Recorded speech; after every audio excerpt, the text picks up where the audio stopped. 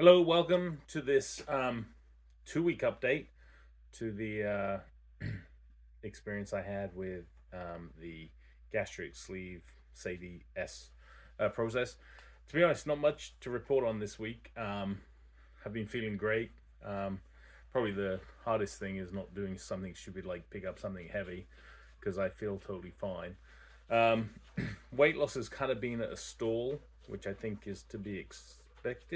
A stool or a stall? I'll get onto stools in a minute.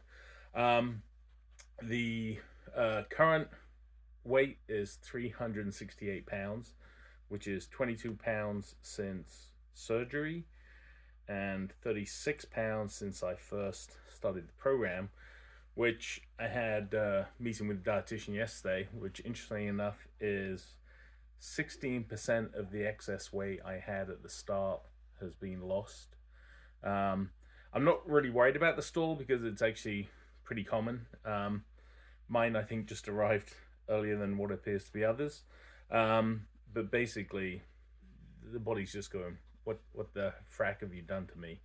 Um, and if there's one thing I know about my body, is it's super efficient at not letting go of fat. So I'm not really surprised, and I'm not really concerned or worried about it.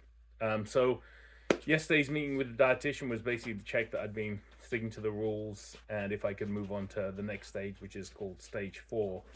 And stage 4 is where I can now start blending some foods and having them. So now I can actually start getting protein from things like meat, or peanut butter powder versus getting the protein just from protein shakes, which I think I alluded to last week. I'm pretty tired of the protein shakes. They all have different flavors, but the aftertaste and weird kind of texture they have, all pretty much are the same.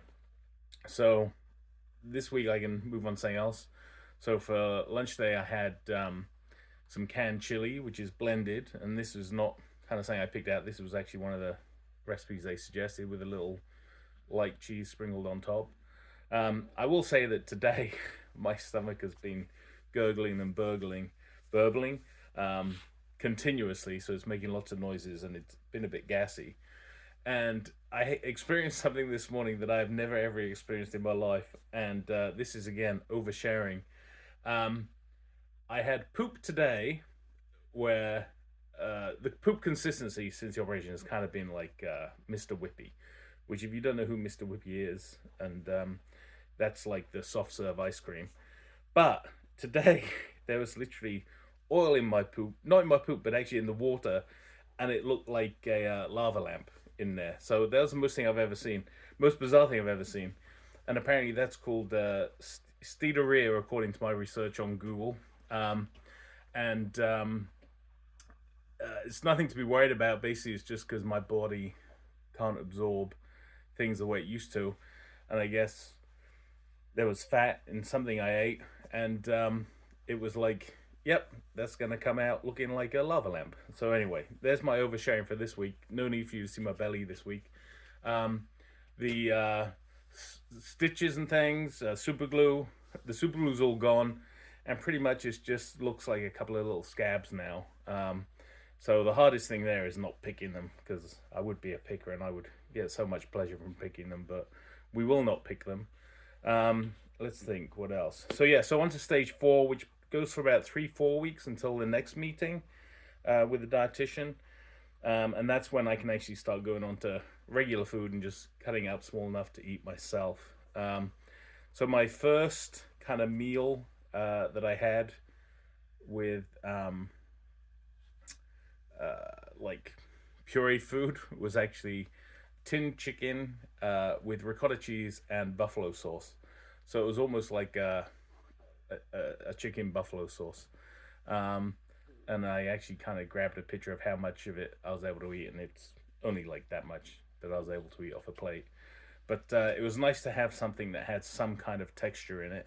Um, One thing I have enjoyed the last week was my curried soup, which was basically a carton of butternut squash, a carton of super greens, I think it was called, which is like broccoli, all these other kind of green vegetables in a soup, which is made by Imagine, with a can of unsweetened coconut milk and a whole lot of curry powder. And to be honest, the curry powder and being able to handle curry powder was a big relief, because that would have been like, oh my god, if I can't eat that ever again, then I don't know what I'm gonna do. But I also think that's actually been helping me keep pretty regular, because I had that almost every day, and I've still got a ton of it left in the fridge. But that was tasty, and also, sorry, within that soup, I also added a ton of scoops of protein powder.